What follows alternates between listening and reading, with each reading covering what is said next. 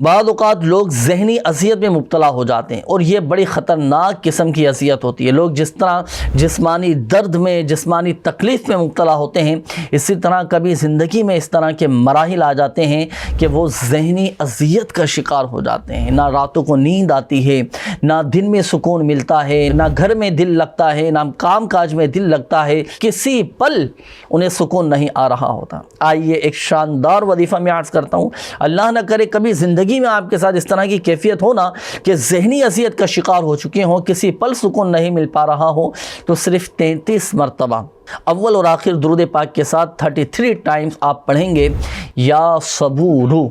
یا صبورو یا صبورو یا صبورو، 33 مرتبہ آپ پڑھ لیں۔ آپ کا یہ جو رنج ہے، یہ جو غم ہے، جو ذہنی اذیت کا آپ شکار ہو چکے ہیں، الحمدللہ عز و جل آپ کا یہ غم، آپ کی یہ اذیت، یہ خوشی میں بدل جائے گی، ایک سکون حاصل ہوگا ذہنی طور پر، الحمدللہ عز و جل آپ پرسکون ہو جائیں گے انشاءاللہ۔